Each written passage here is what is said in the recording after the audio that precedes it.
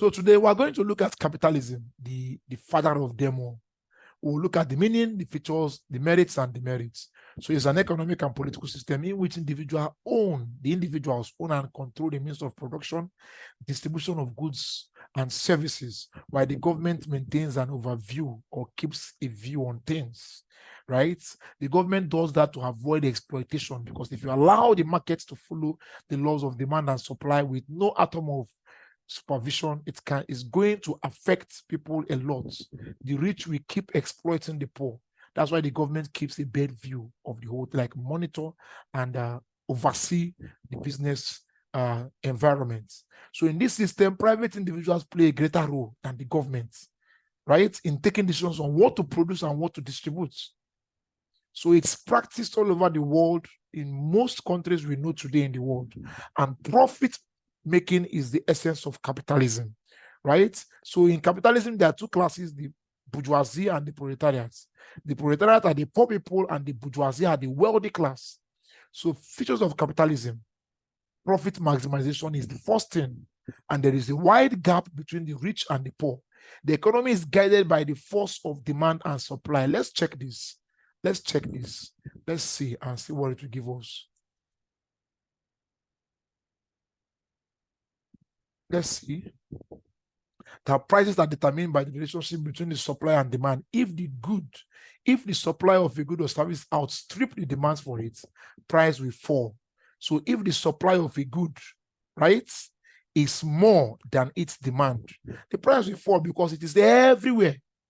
And vice versa, the price will rise. That means if the demand for the good is high and the supply for that good is low, it will become expensive, right? That's the theory of demand and supply. So let's move on.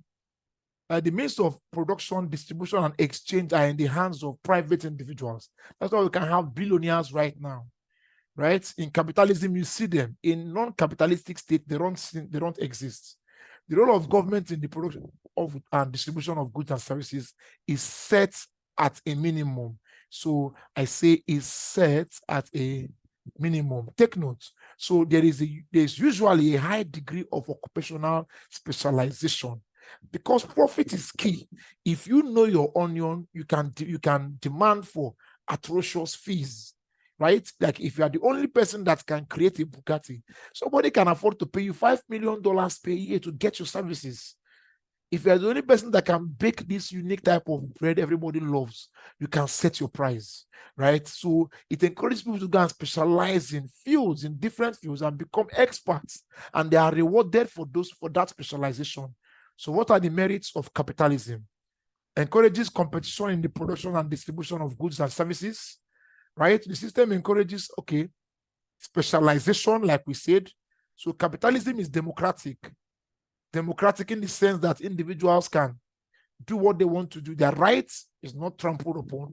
Whatever they want to do, so long as it's legit, they can pursue it. So capitalism offers people freedom to choose how to earn a living. You can decide to be a bricklayer. You can decide to be a farmer. Whatever you want to do, you can put your mind to it and you can get it. So the level of economic growth in capitalism is faster and more sustainable. Now, there is a high level of incentiveness to enable the enterprise to attract skilled workers. So a company can tell you, I'm going to provide you with a house and give you a vehicle. Just come and work for me. So there is incentive to attract those who are skilled in a given field. These are some of the gains of capitalism. Now, the disadvantages: it's exploitative, right? It can be, yes, because everybody wants to get this job. Now, whoever owns or controls this institution can decide to pay you peanuts because they can sack and get another person, because many people want this. There is a large-scale unemployment because they want to cut costs, make more money, reduce their overhead, and make more profits. There is political and economic inequality in the system because the rich get rich and the poor get poorer, right? So capitalism can breed poverty on a mass scale if the government does not wade into these things and regularize this business transaction issue.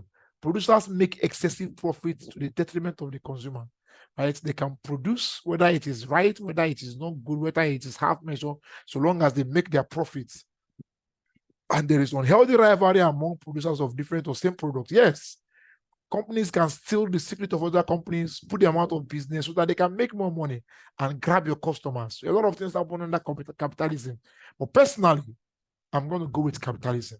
I know the government can, and there are ways of controlling all these things. There's the court system to go and seek redress if you are offended. So I think capitalism is the king, and I'm going to support capitalism.